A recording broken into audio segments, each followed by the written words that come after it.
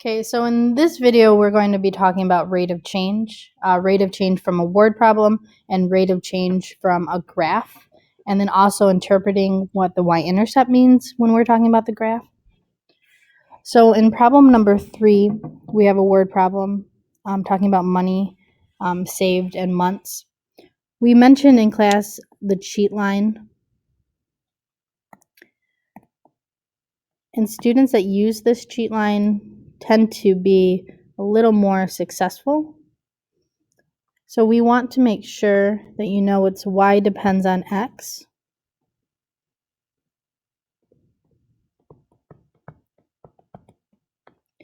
Now, in this problem, we're talking about money and we're talking about time. So our x is usually the easiest one that you can find. It's something that we can't change. So we can change the amount of money we save, but we can't change the time. So that's our x. And then our money is our y. So I'm going to highlight all my money. And I'm going to highlight my time. And then from there, you want to make 2 ordered pairs. Be careful when you do an ordered pair, it's x comma y.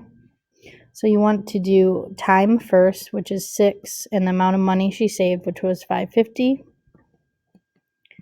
And then 4 comma 300. And then just do the rate of change formula or the slope formula and plug in your ordered pairs.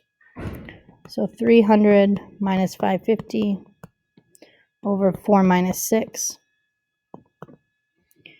And you would get 125 over 1. So we're talking about money and then we're talking about months. When you have your fraction, all you have to do is put it in a complete sentence using the units. So Mrs. C's saved $125 every month. Now number 4 is very similar, except for you finding the ordered pairs. You just have to find the ordered pairs through the graph. Now on Monday, we won't give you these ordered pairs. You're going to have to search for them yourself. So these were exact ordered pairs because it intersected at the crosshairs or at the corners of the grid. So one ordered pair would be 0, 8, and then the second ordered pair would be 4, 5. Find the slope of the line. So 5 minus 8 over 4 minus 0. So this gets you negative 3 over 4.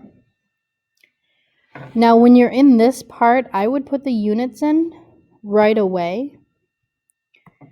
So our y is our depth, and our x is our days. So we're talking about inches, and we're talking about days. Now, you all know that we can't have negative 3 inches, so you have to think about the context of the problem. Here we're talking about the depth of water in a vase. When you have flowers on your table, the plant uses the water. So what does this negative mean? It means that it's decreasing. The water is going away. So that's what I mean by interpret. So you can say the depth of water is decreasing. So decreasing is implying this negative sign. 3 inches, and then every 4 days. Now, find the y-intercept. The y-intercept is where your graph starts, where it begins on the y-axis. So I already highlighted the ordered pair in blue, and then I put the yellow over it, and it made it green. That is the ordered pair that we're talking about. We're talking about 0, 8. Now explain what that means. We recommend you use the word start or begin to help you. So explaining what it means is the water started at a depth of 8 inches.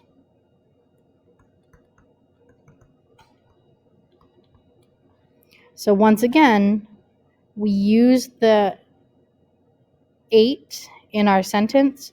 We used the inches because that was our unit. And then we used the key word started. So all of those will make a good sentence and explaining what the y-intercept means.